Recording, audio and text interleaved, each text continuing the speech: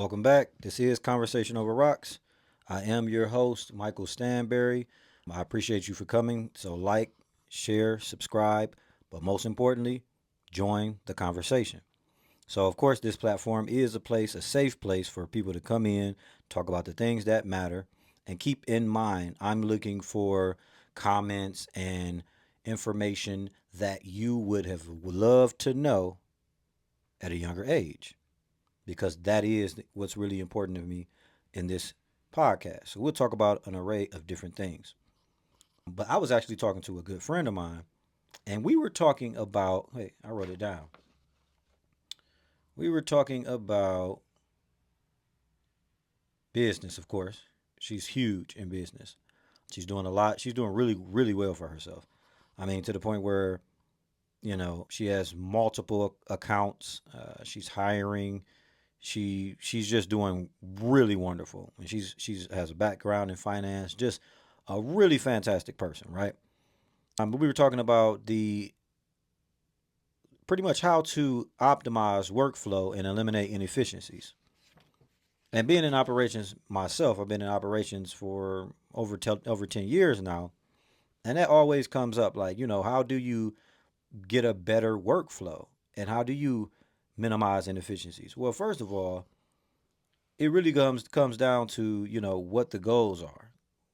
Just remembering and including everyone in that communication as to what you're trying to accomplish, right? If the CEO knows that, hey, we're going to make this amount of money and we're going to grow within the next 2 years here, that his or her job is to develop a plan to get us to that. That's their job, right?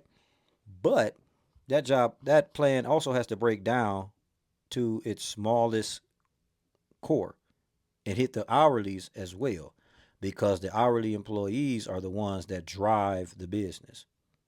They're the engine for the business, right? So if that's the case, how do you manage them? The goal is to make money. The goal is to grow. And the way that you do that is through your employees. And you do that by developing really good training and development, but you also create a system that it could be numerical. Usually it is, but it has to be some type of grading system that tells people that they're actually doing what they're supposed to be doing, or what you're asking of them to do. Are they hitting their marks? What does that look like? If you were to get a job tomorrow, you ask that job, okay, do you have any questions? And you say, well, yeah. In a year, what would it look like? What would the perfect person for this position? What would that look like? And to answer that, I would tell them the day to day operations and things of that nature.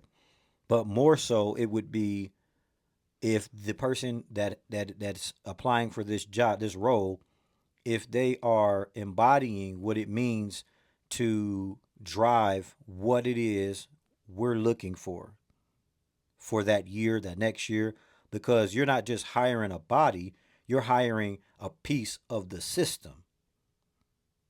But if your employees have no idea what that is, you're not having those meetings. Like, stand up meetings are 100% non negotiable, right?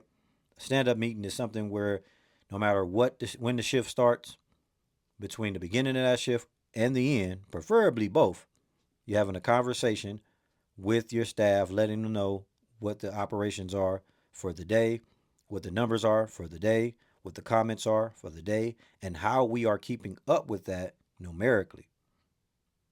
People don't want to keep coming somewhere where they don't think anything's growing or changing. You get a lot of pushback.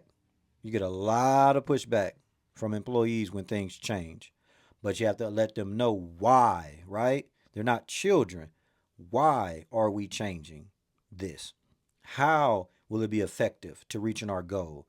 And then give them the training necessary to help them get through this transitional period.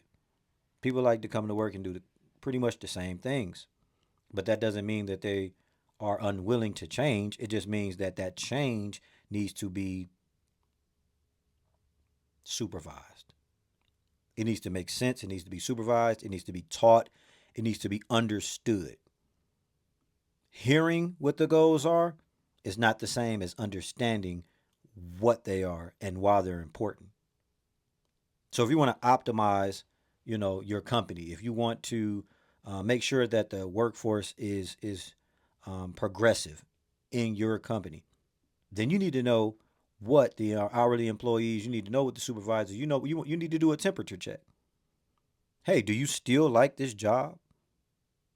Do you still want to work here? What can I do for you?